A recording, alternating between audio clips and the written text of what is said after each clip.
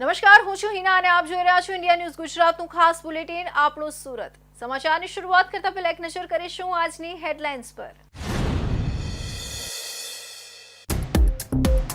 ઉકાઈ ડેમમાં સતત પાણીની આવક, હાઈ એલર્ટ જાહેર. 90% સુધી ભરાયેલા ડેમમાં નિયંત્રણથી પાણી છોડાયું. સુરત તાપી જિલ્લા પ્રશાસનને આપવામાં આવી સૂચના.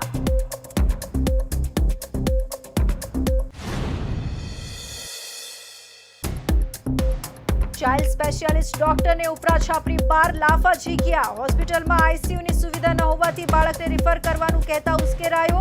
વ્યક્તિ નશામાં ધૂત હતું તેવું કહ્યું ડોક્ટરે.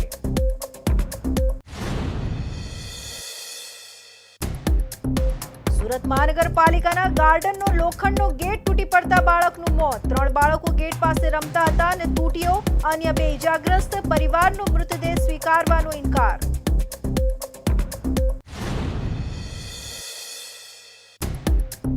કાવ્યાએ હેલ્મેટ પહેર્યું હોત તો આજે તે અમારી વચ્ચે હોત. ટ્યુશનથી ઘરે જતા સમયે મોપેડ સ્લીપ થતા માથામાં ગંભીર ઈજાથી મોત. વેપારીએ એકની એક દીકરી ગુમાવી.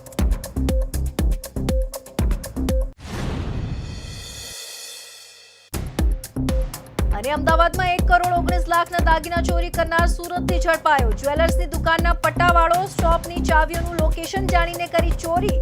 શાહરૂખુદ્દીન મીર સારોલીથી ઝડપાયો. અને હવે જોઈશું સમાચાર વિસ્તારથી. તો તાપી જિલ્લા સ્થિત ઉકાઈ ડેમમાં સતત પાણીના આવરો આવવાને લઈને ડેમ ગત વર્ષ કરતા એક સપ્તાહ પહેલા હાઈ એલર્ટ પર પહોંચ્યો છે.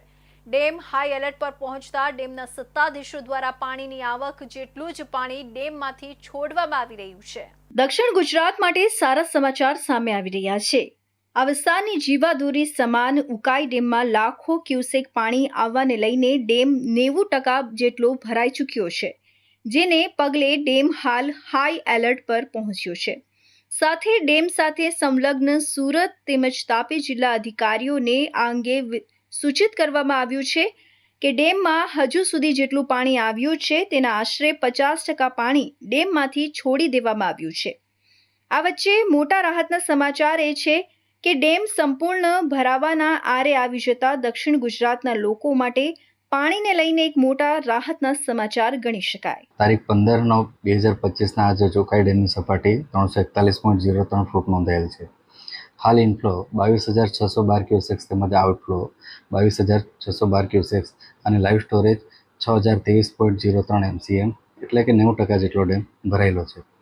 આ સિઝનમાં રૂલ લેવલને ધ્યાનમાં રાખીને 3 વાર ગેટ ઓપરેશન કરવામાં આવેલ છે. હાઈ એલર્ટ સ્ટેજ ગયા વર્ષે 17/9/2024ના રોજ નોંધાયેલ તેમજ આ વર્ષે 13/9/2025ના રોજ નોંધાયેલ છે. ડેમમાં આ વર્ષે 8,568.18 MCM જેટલી આવક તેમજ 4,993.63 MCM જેટલી પાણી છોડવામાં આવેલ છે. સામાન્ય રીતે 15 ઓક્ટોબર સુધીમાં ડેમ ભરાવાની શક્યતા હાલ જણાઈ આવે છે. ડેમના સ્ટોરેજથી 2 વર્ષ સુધી પીવાનું તેમજ સિંચાઈ માટે પાણી ઉપલબ્ધ થશે. એલર્ટની પરિસ્થિતિને ધ્યાનમાં રાખીને ડેમ તેમજ સંબંધિત અધિકારીઓને જાણ કરવામાં આવેલ છે. ઉકાઈ ડેમની આવક જળવાઈ રહેતા પીવાનું પાણી અને સિંચાઈ બંને માટે પૂરતો સંગ્રહ ઉપલબ્ધ રહેશે, જેનાથી દક્ષિણ ગુજરાતના નાગરિકોને આવનારા મહિનાઓમાં પાણી અંગે નિરાંતે રાખી શકાશે. સુરતના પાંડેસરા વિસ્તારમાં આવેલી કેએસબી ઓલિમ્પિયા ડ્રીમ ચિલ્ડ્રન હોસ્પિટલમાં એક ચોંકાવનારી ઘટના સામે આવી છે, જેમાં ડોક્ટરે બાળકને અન્ય હોસ્પિટલમાં રિફર કરવાનું કહેતા દર્દીના સંબંધીએ ગુસ્સે થઈને એક બાદ એક 12 લાફા ઝીકી દીધા હતા અને અસભ્ય શબ્દોનો પણ પ્રયોગ કર્યો હતો. સમગ્ર ઘટના હોસ્પિટલના સીસીટીવી કેમેરામાં કેદ થઈ છે. આ ઘટના બાદ ડોક્ટરોમાં ભારે રોષ જોવા મળ્યો છે અને પોલીસમાં ફરિયાદ નોંધવાની તજવીજ હાથ ધરવામાં આવી છે. એક યુવાન તેના નાના બાળકને લઈને હોસ્પિટલમાં આવ્યો હતો. બાળકની સ્થિતિ ખૂબ જ ગંભીર હતી. ડોક્ટરે બાળકની તપાસ કરી અને પરિવારને જાણ કરી કે બાળકની સારવાર માટે તેને દાખલ કરવું પડશે, પરંતુ તેમની હોસ્પિટલમાં આઈસીયુની સુવિધા ઉપલબ્ધ નથી. તેથી બાળકને આઈસીયુની સુવિધા ધરાવતી અન્ય હોસ્પિટલમાં રિફર કરવા જણાવ્યું. ડોક્ટરની આ વાત સાંભળીને પરિવાર ગુસ્સે ભરાયો હતો. હોસ્પિટલના પ્રશાસન દ્વારા જણાવ્યા મુજબ બાળક સાથે આવેલા 4 પુખ્ત લોકોમાંથી એક વ્યક્તિ નશામાં ધૂત હતો. શરૂઆતમાં પરિવારે ડોક્ટરની વાત સ્વીકારી અને થોડી વાર પછી પાછા આવવાની વાત કહી, પરંતુ લગભગ 20 મિનિટ પછી નશામાં ધૂત એક વ્યક્તિ અચાનક હિંસક બની અને સીધો ડૉક્ટરની ચેમ્બરમાં ઘૂસી ગયો હતો. ડૉક્ટર કંઈક સમજે એ પહેલાં જ યુવકે ગાળાગાળી કરી લાફાવાળી શરૂ કરી દીધી. ડૉક્ટરે કારણ પૂછતા રોષે ભરાયેલા વ્યક્તિએ બાળકને એડમિટ કરવાની ના કેમ પાડી એમ કહી એક બાદ એક નિર્દયતાપૂર્વક 12 લાફા ઝીકી દીધા. એ દરમિયાન હોસ્પિટલનો અન્ય સ્ટાફ આવી જતા ડૉક્ટરને મારવાથી બચાવ્યા અને ઉગ્ર બનેલી વ્યક્તિએ સ્ટાફ સાથે પણ ગાળાગાળી શરૂ કરી દીધી હતી, જે સમગ્ર ઘટના સીસીટીવીમાં કેદ થઈ હતી. ગઈકાલે જે ઘટના બની એમાં એવું થયું હતું કે એક પેશન્ટ રુદ્ર કરીને 2 થી 3 વર્ષનો છોકરો ઘરે ઉંદર મારવાની દવા ખાઈને અહીં આવ્યો હતો. મારા આસિસ્ટન્ટ ડૉક્ટર, નામ ડૉક્ટર મનોજ પ્રજાપતિ, એમણે ચેક કર્યું અને એમને સમજાવ્યું કે ભાઈ અંકલ, આમાં એડમિટ થવાની જરૂર છે. અમે ઉંદર મારવાની દવા ખાવાનું પોઈઝનવાળું કોઈ પણ પેશન્ટ આવે ત્યારે એને 24-48 કલાક ઓબ્ઝર્વેશનમાં રાખતા હોઈએ છીએ. કોઈકવાર કોઈ પેશન્ટને તકલીફ પડે કે શ્વાસ લેવાની તકલીફ થાય, લીવર પર અસર થાય તો મોટી હોસ્પિટલ પણ મોકલવું પડી શકે અને આપણે ઓબ્ઝર્વેશનમાં રાખવું પડે. ત્યારે પેશન્ટ એવું કીધું કે હું દાખલ થવા નથી માંગતો અને ફાઇલ લઈને ચાલ્યા ગયા. મારા આસિસ્ટન્ટ ડૉક્ટર એકદમ શાંતિથી સમજાવ્યું કે ભાઈ જો આમાં એડમિટ થવું પડે અને ઓબ્ઝર્વેશનમાં આપણે રાખીએ અને કંઈ કોમ્પ્લિકેશન થાય તો જોતા રહેવું પડે. એ પેશન્ટ ત્યારે તો ચાલ્યું ગયું. 10-15 મિનિટ પછી થોડું આવ્યું અને આવીને અંદર દરવાજો ખોલીને મારા આસિસ્ટન્ટ ડૉક્ટરને જોરથી 10 થી 12 વાર તમાચા લાફા માર્યા. સ્ટાફ જોડે ગાળાગાળી કરી, સ્ટાફ જોડે જોરથી અભદ્ર ભાષામાં વાત કરી અને મારા આસિસ્ટન્ટ ડૉક્ટરને જોરથી 10 થી 12 લાફા માર્યા, જે તમે વિડીયોમાં જોઈ શકો છો. આ ઘટના બાદ ડૉક્ટર દ્વારા તાત્કાલિક પાંડેસરા પોલીસ સ્ટેશનમાં જાણ કરવામાં આવી. પોલીસે આ મામલે ફરિયાદ દાખલ કરવાની તજવીજ હાથ ધરી છે. આ ઘટનાએ હોસ્પિટલની સુરક્ષા અને આરોગ્ય કર્મચારીઓ પર વધતા હુમલાઓ અંગે ગંભીર પ્રશ્નો ઊભા કર્યા છે. હુમલો કરવો એક અક્ષમ્ય અપરાધ છે. આ મામલે પોલીસની કડક કાર્યવાહીની માંગણી કરવામાં આવી રહી છે. સુરતના પર્વતગામ વિસ્તારમાં પાલિકા સંચાલિત ગાર્ડનના જર્જરિત લોખંડનું ગેટ તૂટી પડતા એક માસૂમ 3 વર્ષના બાળકનું કરુણ મોત નીપજ્યું છે, જ્યારે અન્ય માસૂમ બાળકો ઈજાગ્રસ્ત છે. આ દુર્ઘટનાને કારણે મૃતક બાળકના પરિવારમાં શોક છવાઈ ગયો છે. આ ઘટના બાદ પરિવાર અને સમાજના આગેવાનોએ જ્યાં સુધી જવાબદાર અધિકારીઓ સામે ગુનો ન નોંધાય ત્યાં સુધી મૃતદેહ સ્વીકારવાનો ઇનકાર કર્યો છે. મૃતક બાળકનું નામ આર્યન સંજય સુવલિયા છે. આર્યનનો પરિવાર મૂળ મધ્યપ્રદેશનો વતની છે અને મજૂરી કામ માટે સુરત આવ્યો છે. પર્વત ગામના આ ગાર્ડન પાસે મજૂરી કામ ચાલતું હોવાથી આર્યન અને અન્ય 2 બાળકો ગેટ પાસે રમી રહ્યા હતા. આ દરમિયાન અચાનક ગાર્ડનનો જર્જરિત અને ભારે લોખંડનો ગેટ તૂટી પડ્યો હતો. આર્યન ગેટ નીચે દબાઈ જવાથી તેને ગંભીર ઈજાઓ થઈ હતી, જ્યારે અન્ય 2 બાળકોને પણ નાની મોટી ઈજાઓ થઈ હતી. તાત્કાલિક આર્યનને સ્મીમેર હોસ્પિટલમાં ખસેડવામાં આવ્યો, પરંતુ ત્યાં તેને મૃત જાહેર કરવામાં આવ્યો હતો. અન્ય 2 બાળકોને ખાનગી હોસ્પિટલમાં સારવાર માટે દાખલ કરાયા છે. આર્યનના માતા પિતા સંજય અને ભૂરી સુવલિયા આ ઘટનાથી ખૂબ જ આઘાતમાં છે. આ દુર્ઘટના પાલિકાની બેદરકારીને કારણે બની હોવાનું જણાવી સમાજ અગ્રણી હિતેશભાઈ ડામોર સહિત પરિવારે ભારે વિરોધ નોંધાવ્યો છે. તેમણે જણાવ્યું કે ગાર્ડનની જાળવણી અને સુરક્ષાની જવાબદારી પાલિકાના ગાર્ડન વિભાગના અધિકારીઓની છે. ગેટ જર્જરિત હોવા છતાં તેને રિપેર કરવામાં આવ્યો ન હતો, જેના કારણે આ કરુણ ઘટના બની છે.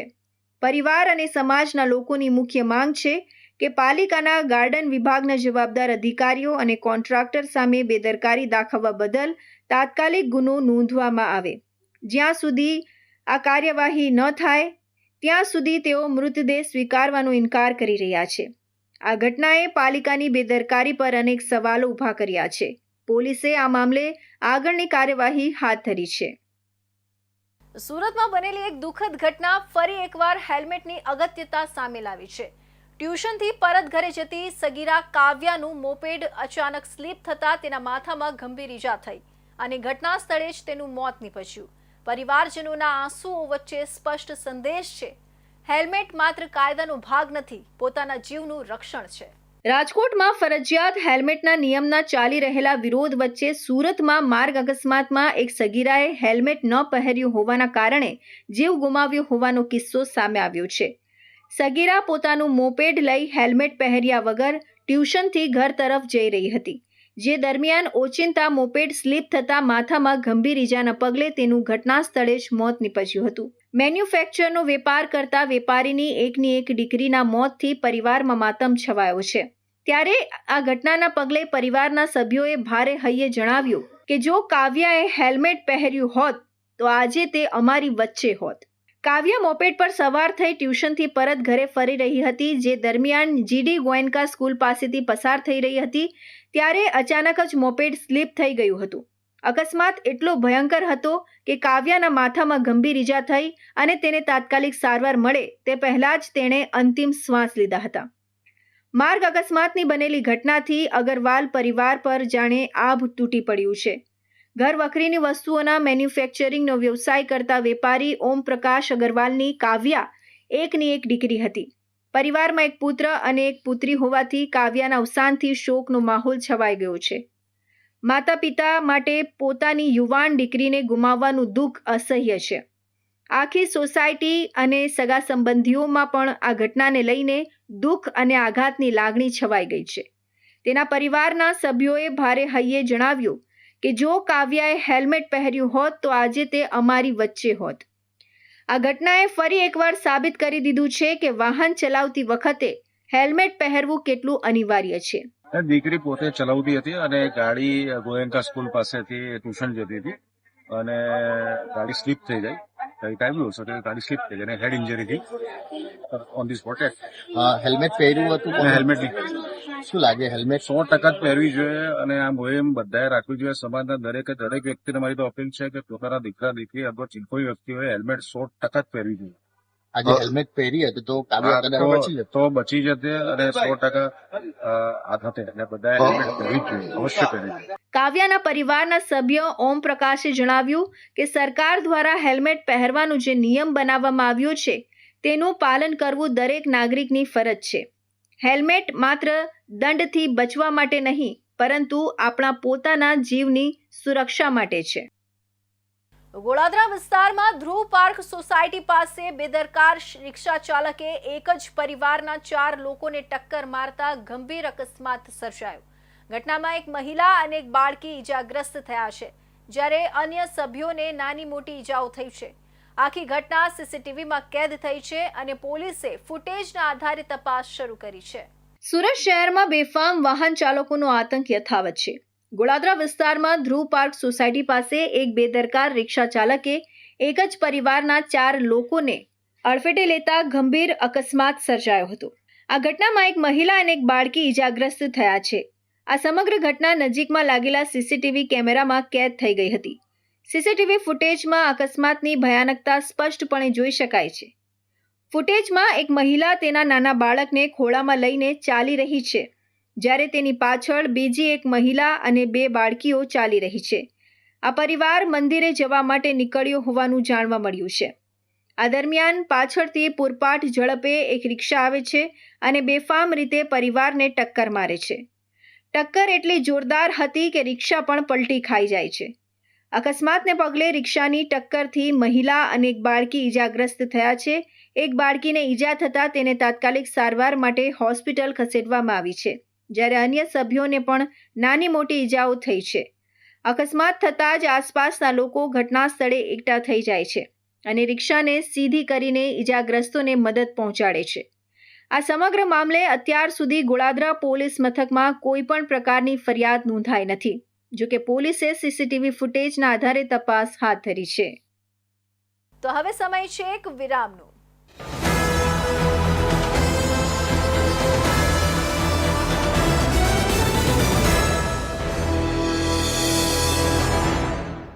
મુદ્દાઓ છે દેશના, પેનલ પર થશે ચર્ચા, વાતમાં થશે સ્પષ્ટ સંવાદ. અમે લાવીએ છીએ તમારા પ્રશ્નોને મંચ પર.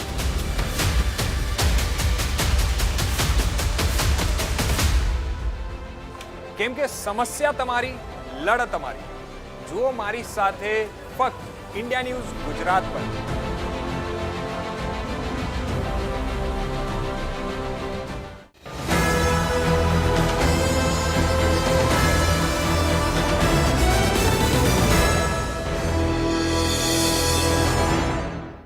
વિરામ બાદ ફરી આપ સૌનું સ્વાગત છે. તો અમદાવાદના ઝવેરીવાડમાં આવેલા બેરા જ્વેલર્સ નામના શોરૂમમાં થયેલી 1,19 લાખની ચોરીનો ભેદ ઉકેલાયો છે.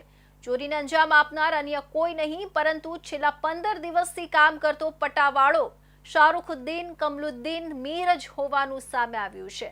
અમદાવાદમાં ચોરી કરી ફરાર થનારને સુરત સારોલી પોલીસે બાતમીના આધારે ચોરીના મુદ્દામાલ સાથે સુરતમાંથી ઝડપી પાડ્યો છે. અમદાવાદના કાલુપુરમાં આવેલા શોભા ચેમ્બર્સમાં બેરા જ્વેલર્સ LLP નામની દુકાનમાં છેલ્લા 30 વર્ષથી સોનાના દાગીના તથા ડાયમંડના દાગીના ઓર્ડર મુજબ બનાવવાનું કામ થાય છે. આ જ્વેલર્સના માલિકે જ્યારે ઓફિસની તિજોરી ખુલ્લી જોઈ અને દાગીના ગાયબ થવાની જાણ થઈ ત્યારે તાત્કાલિક CCTV ફૂટેજ તપાસ્યા હતા. ફૂટેજમાં જે દ્રશ્યો જોવા મળ્યા તે ચોંકાવનારા હતા. રાત્રે 2 વાગ્યાથી 3:20 વચ્ચે અન્ય કારીગરો એક રૂમમાં સૂતા હતા ત્યારે શાહરુખુદ્દીન મીર ઓફિસમાં પ્રવેશતો જોવા મળ્યો. તેણે પોતાની પાસે રહેલી ચાવીઓનો ઉપયોગ કરીને મુખ્ય તિજોરીનું લોક ખોલ્યો અને કિંમતી સોના અને ડાયમંડના દાગીના બેગમાં ભરીને નાસી છૂટ્યો હતો. પોલીસ તપાસમાં બહાર આવ્યું કે શાહરુખુદ્દીન છેલ્લા 15 દિવસથી જ આ જ્વેલરી શોપમાં નોકરી કરતો હતો. આ ટૂંકા સમયગાળામાં તેણે દુકાનની તમામ ચાવીઓ ક્યાં રખાઈ છે અને તિજોરીનું સ્થાન ક્યાં છે તેની સંપૂર્ણ માહિતી મેળવી લીધી હતી.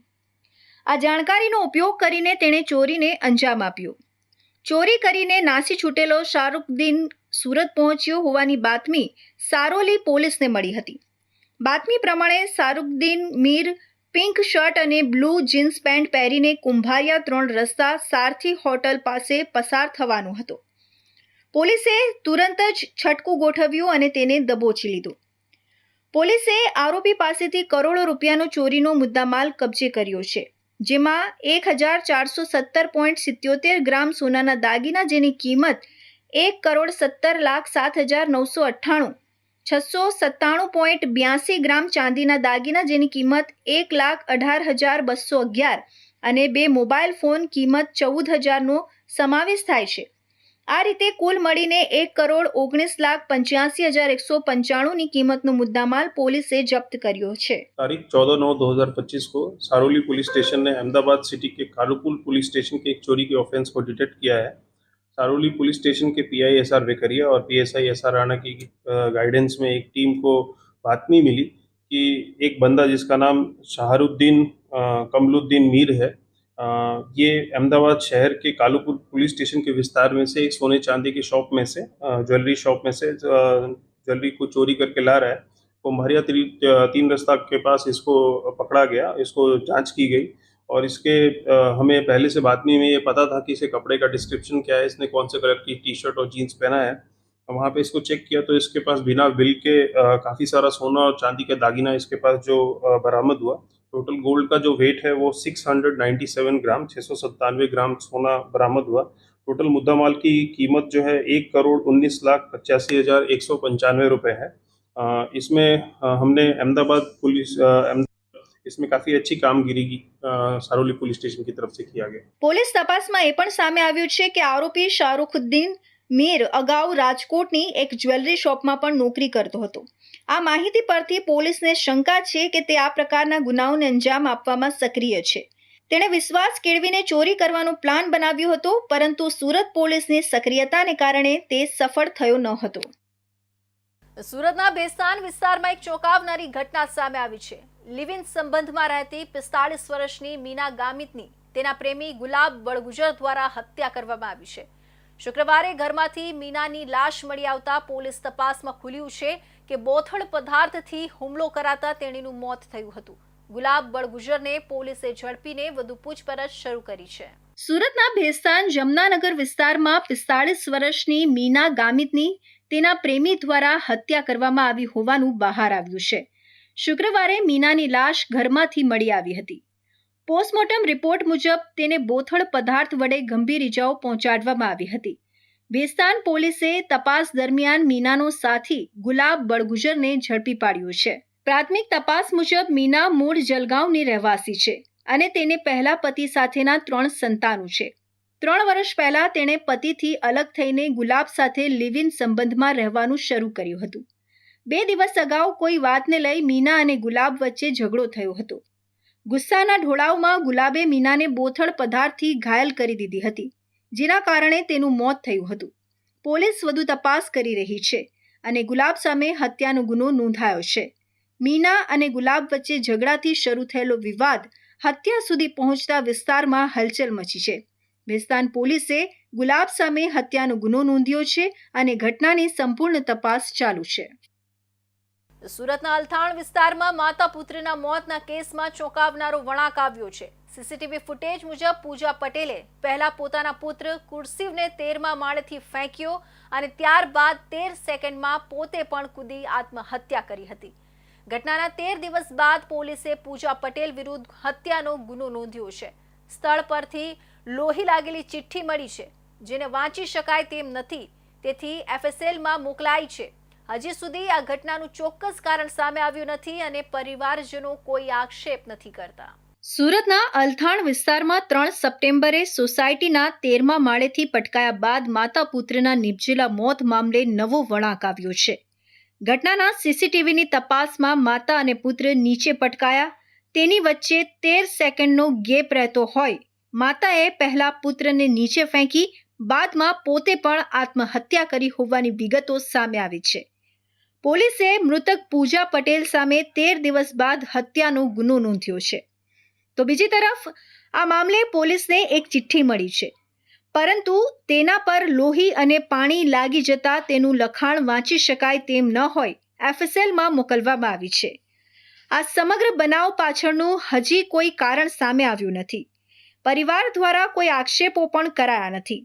આ ઘટના અલથાણની સોસાયટીના ગણેશ મંડપ પાસે બની હતી, જ્યાં માતા પૂજા અને પુત્ર કુરશીવના મૃતદેહો 10 ફૂટના અંતરે મળી આવ્યા હતા. તે સમયે પૂજાનો પતિ વિલેશ પટેલ ઘરે હાજર ન હતો. પાડોશી દ્વારા જાણ થતાં પોલીસ ઘટના સ્થળે પહોંચી હતી. શરૂઆતમાં અલથાણ પોલીસે આ મામલે એક્સિડેન્ટલ ડેથની ફરિયાદ નોંધી હતી. જો કે પોલીસને શંકા જતા સીસીટીવી ફૂટેજની તપાસ હાથ ધરી હતી, જેમાં ચોંકાવનારી વિગતો સામે આવી હતી. સીસીટીવી ફૂટેજ મુજબ પૂજા અને તેનો પુત્ર સાંજે 4 વાગે 23 મિનિટે 21 સેકન્ડ પર જતા દેખાય છે અને સાંજે 4 વાગે 26 મિનિટ 24 સેકન્ડ પર પૂજાએ પહેલા તેના પુત્ર કુરશીવને 13મા માળેથી નીચે ફેંકી દીધો હતો. ત્યારબાદ 13 સેકન્ડ પછી એટલે કે 4 વાગ્યે 26 મિનિટે 37 સેકન્ડ પર પૂજા પોતે પણ નીચે કૂદી હતી. ડીસીપી નિધિ કુમારે જણાવ્યું કે આ 13 સેકન્ડના સમયગાળાને કારણે અમે પૂજા પટેલ વિરુદ્ધ હત્યાનો ગુનો દાખલ કર્યો છે. આ બતાવે છે કે પહેલા બાળકને ફેંકવામાં આવ્યો અને પછી માતાએ આપઘાત કર્યો.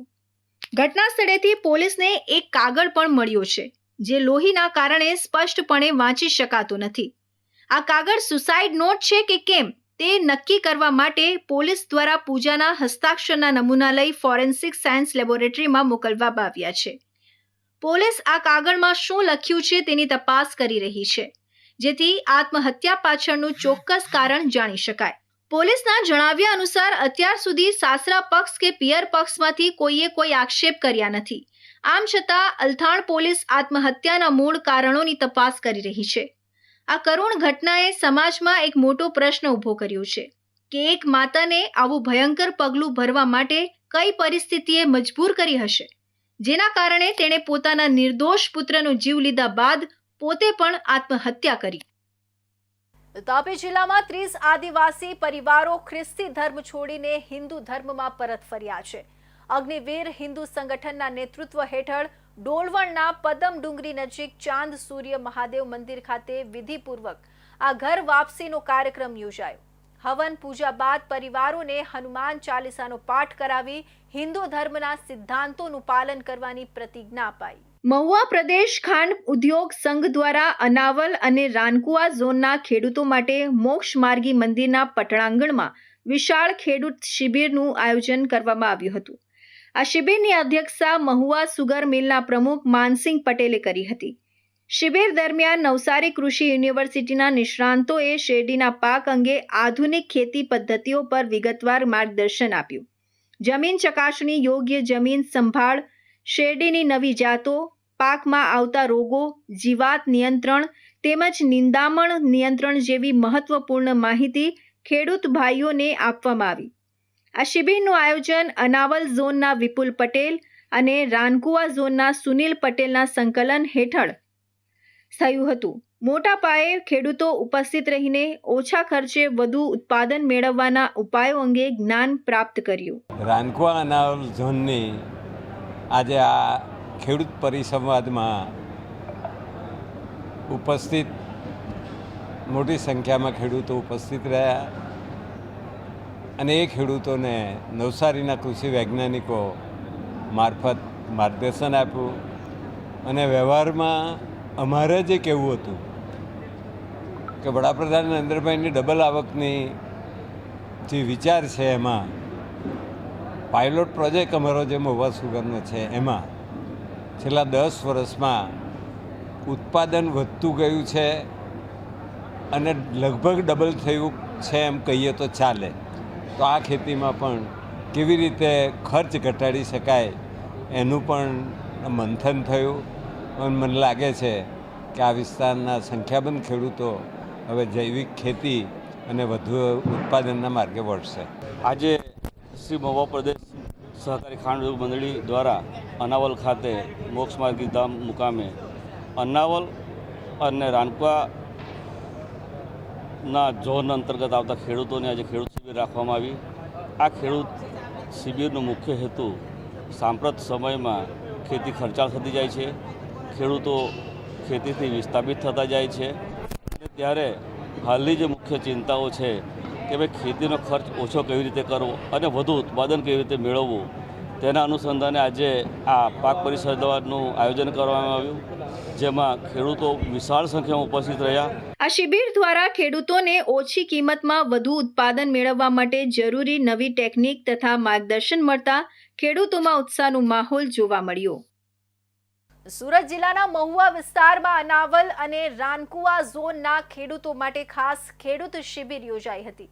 મોક્ષ માર્ગી મંદિરના પટણાંગણમાં યોજાયેલી આ શિબિરમાં નવસારી કૃષિ યુનિવર્સિટીના નિષ્ણાંતોએ શેરડીના પાકમાં આધુનિક ખેતી પદ્ધતિઓ, જમીન સંભાળ અને રોગ જીવાત નિયંત્રણ અંગે માર્ગદર્શન આપ્યું. મહુવા સુગર મિલના પ્રમુખ માનસિંહ પટેલની અધ્યક્ષતામાં યોજાયેલી આ શિબિરનું આયોજન અનાવલ ઝોનના વિપુલ પટેલ અને રાનકુવા ઝોનના સુનિલ પટેલે કર્યું હતું, જ્યાં મોટી સંખ્યામાં ખેડૂતો હાજર રહી લાભાન્વિત બન્યા હતા. તાપી જિલ્લામાં ખ્રિસ્તી ધર્મ અપનાવ્યા બાદ અનેક વર્ષો પછી 30 આદિવાસી પરિવારો ફરીથી હિન્દુ ધર્મમાં પરત ફર્યા છે. અગ્નિવીર હિન્દુ સંગઠનના નેતૃત્વ હેઠળ ડોલવણ તાલુકાના પદમ ડુંગરી નજીક આવેલા ચાંદ સૂર્ય મહાદેવ મંદિરના પટણાંગણમાં વિધિપૂર્વક ધાર્મિક વિધિઓ યોજાઈ હતી. કાર્યક્રમ દરમિયાન હવન પૂજન સાથે આદિવાસી પરિવારોને પરંપરાગત રીતે હિન્દુ ધર્મમાં ફરી પ્રવેશ અપાયો. ઉપસ્થિત પરિવારો દ્વારા હનુમાન ચાલીસાનો પાઠ કરી હિન્દુ ધર્મના સિદ્ધાંતોને અનુસરવાની પ્રતિજ્ઞા લેવાઈ. અગ્નિવીર હિન્દુ સંગઠનના પ્રતિનિધિઓએ જણાવ્યું કે અગાઉ પણ આ સંગઠનના પ્રયત્નો દ્વારા અનેક પરિવારો ફરી હિન્દુ ધર્મમાં પરત ફરી ચૂક્યા છે. સંગઠન મુજબ આ ઘર વાપસી કાર્યક્રમ સમાજમાં સાંસ્કૃતિક એકતા અને પરંપરાગત મૂલ્યોને મજબૂત બનાવવાનો પ્રયાસ છે. સ્થાનિક લોકો અને ધાર્મિક આગેવાનોની હાજરીમાં યોજાયેલા આ કાર્યક્રમથી વિસ્તારમાં ખાસી ચર્ચા જગાઈ છે. આજે અમારે આદિવાસી વિસ્તાર તાપી ડાંગ વિસ્તારના આદિવાસી પરિવાર જે કોઈ ભૂલને કારણે પોતાનું આદિવાસી સંસ્કૃતિ છોડીને ખ્રિસ્તી ધર્મ અપનાવતા હતા, જ્યારે અગ્નિવીર હિન્દુ સંગઠન એક અભિયાન ચાલ્યું, ધર્મ જાગરણ અભિયાનના તહેત લોકો અગ્નિવીરનો સંપર્ક કર્યો. આજે 30 પરિવાર પોતાના રાજી ખુશીથી હિન્દુ ધર્મને અપનાવ્યો છે. એમનું અમે પૂરું સંગઠન અમે સ્વાગત કરીએ. જય શ્રી રામ. જય શ્રી રામ. મારી પત્ની બીમાર હતી એટલે અમે ચર્ચમાં 3 વર્ષ ગયેલા. હમણાં સારું નથી લાગ્યું એટલે પાછા અમે પૂજા પાઠમાં બેસવા આવ્યા હિન્દુ ધર્મ. ખ્રિસ્તીમાં 3 વર્ષ ગયેલો. આગળ તો હિન્દુ ધર્મ જ ભણતા હતા, પણ તે ખ્રિસ્તીવાળા કે અમારામાં હોય તો તમારા દુઃખ મટી જશે, આમ તેમ કરીને લોક અમને બોલાવે, પણ તેમાં કંઈ ફેર નહીં પડતો. પાછા હિન્દુ ધર્મમાં. તાપી જિલ્લાના ડોલવણમાં યોજાયેલા આ ઘર વાપસી કાર્યક્રમમાં 30 આદિવાસી પરિવારો પરંપરાગત વિધિઓ સાથે ફરી હિન્દુ ધર્મમાં જોડાયા. હનુમાન ચાલીસા પાઠ અને પ્રતિજ્ઞા સાથે પૂર્ણ થયેલા આ કાર્યક્રમથી ગામમાં સાંસ્કૃતિક એકતા અને ધાર્મિક પરંપરાઓને પ્રોત્સાહન મળ્યું છે. તો આ હતા અત્યાર સુધીના ખાસ બુલેટિન, આપણું સુરતના મહત્વના સમાચાર. નવા સમાચાર માટે જોતા રહેજો ઇન્ડિયા ન્યૂઝ ગુજરાત.